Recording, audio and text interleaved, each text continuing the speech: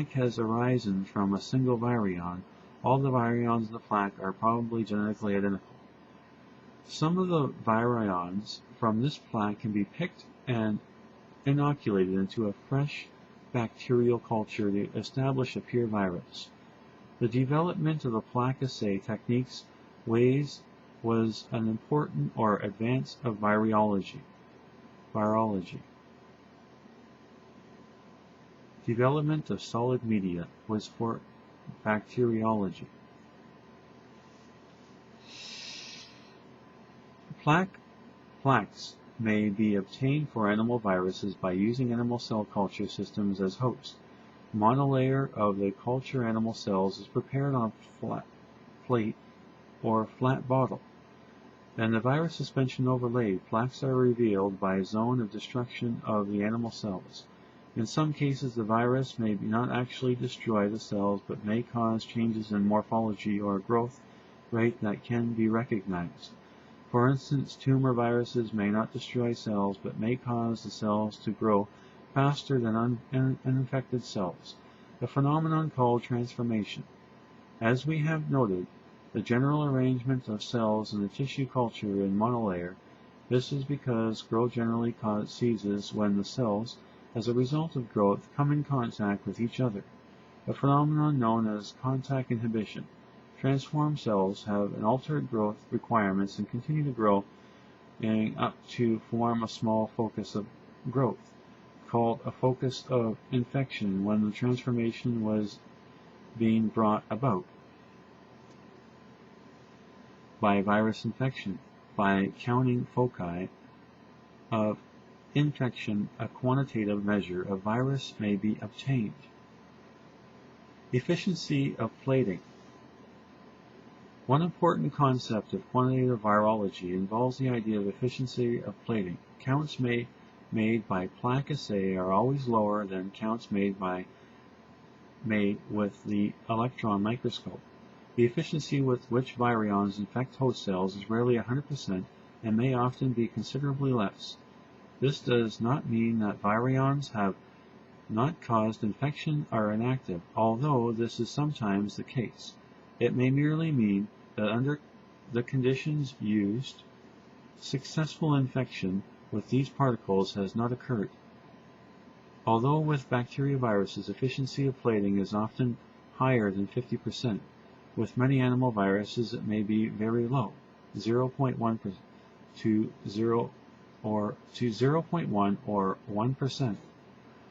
Why virus particles vary in infectivity is not well understood. In some cases, it is possible that the conditions used for quantification are not optimal, because the electron microscope is not routinely used to count virions.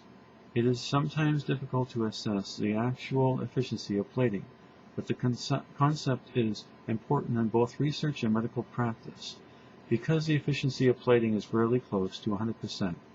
When the plaque method is used to quantify virus, it is accurate to express the concentration, called the titer, of the virus suspension not as the absolute number of virion units, but as the number of plaque-forming units. Animal infectivity methods. Animal infectivity methods. Some viruses do not cause recognizable effects in cell cultures, but cause death in the whole animal. In such cases, quantification can be done only by some sort of titration. In infection animals, the general procedure is to carry out a serial dilution of the unknown sample, generally at tenfold dilutions, and to infect samples of each dilution into numbers of sensitive animals. After a suitable incubation period, the fraction of dead and alive animals at each dilution is tabulated and an endpoint dilation is calculated. This is the dilution is calculated. This is the dilution at which, for example, half of the injected animals die. Although such serial dilution methods are much more cumbersome and much less accurate than cell culture methods, They may be essential for the study of certain types of viruses.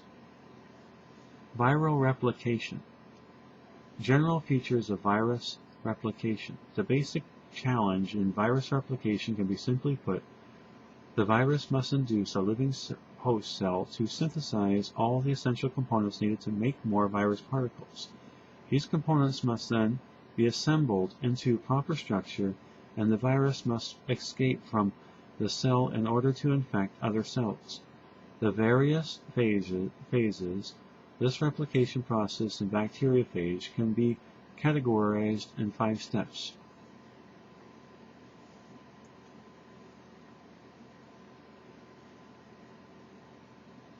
One, attachment absorption of the virion to susceptible host cell.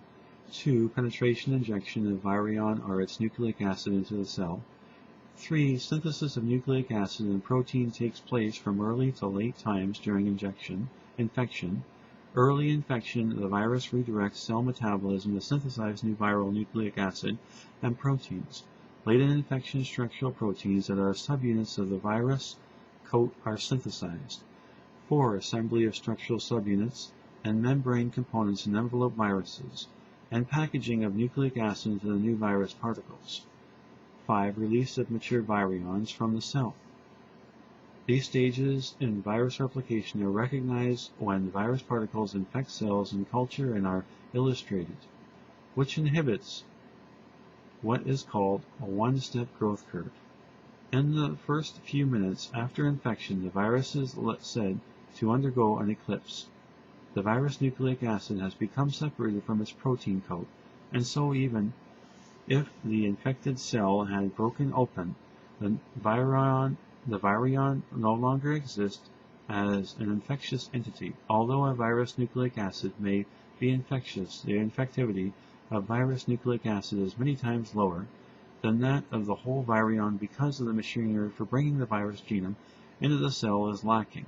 Also outside the virion, the nucleic acid is no longer protected from the deleterious activities of the environment, as it was when it was inside the protein coat. The eclipse occurs during the early stages of virus replication. Maturation begins as the newly synthesized nucleic acid molecules become packaged inside protein coats. During the maturation phase, the titer of active virions inside the cell rises dramatically. The period of time when no infectious virions are present extracellularly is called the latent period. At the end of maturation, release of mature virions occur, either as a result of lysis or because of some building or excretion process. The number of virions released, called the burst size, varies with the particular virus and the particular host cell, and can range from a few to a few thousand. The timing of this overall virus replication cycle varies from 20 to 60 minutes in many bacterioviruses, to 8 to 40 hours in most animal viruses. In the next 2 sections, we will consider a few of the steps of the virus multiplication cycle in more detail. Virus multiplication, attachment, and penetration. In this section, we discuss in more detail virus attachment and penetration, the first step in virus multiplication. In addition, we consider the mechanism by which some bacteria react to penetration of bacteriophage DNA. Attachment. High specificity characterizes the interaction between virus and host. The most common basis for host specificity involves the attachment process. The virus particle itself, whether it is naked or enveloped, has one or more proteins on this outside that interact with specific cell surface components called receptors. The receptors on the cell surface are normal surface components of the host, such as proteins, carbohydrates, glycoproteins, lipids, lipoproteins, or complexes of these to which the virion attaches. The receptors carry out normal functions for the cell. For example, the receptor for the bacteriophage, T1, is an iron uptake protein, and that for the bacteriophage lambda is involved in Maltose uptake. Animal virus receptors may include macromolecules involved in cell-to-cell contact or immune system.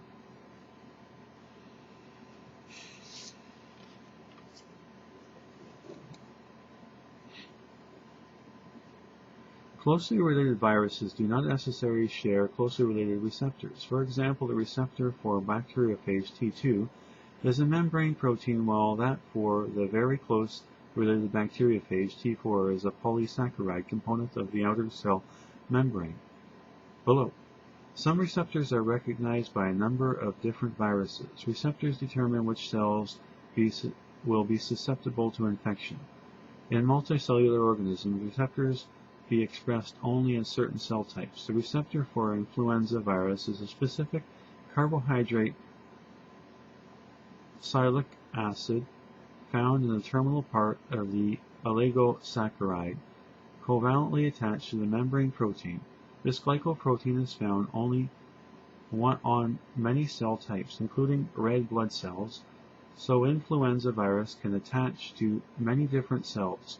Other receptors are found on only a few types of cells, such as the CD4 protein found only on certain cells of the immune system, and used as a receptor for human immunodeficiency virus, HIV, which restricts this types of cells that HIV can infect. In the absence of the receptor site, the virus cannot absorb and hence cannot infect. If the receptor site is altered, the host may become resistant to virus infection. However, mutants of the virus can also arise that are able to absorb to resistant host. In addition, some animal viruses may be able to use more than one receptor, so the loss of one may not prevent attachment. Penetration. The attachment of a virus to the cell results in changes to the virus and/or cell that turn result in penetration. Viruses must replicate within cells, therefore, at a minimum, the viral genome must enter the cell. However, we mentioned that for some viruses to replicate, certain proteins must also enter the host cell. It is important to note that attachment to and even penetration of a susceptible cell will not lead to virus multiplication if the information in the viral genome cannot be read.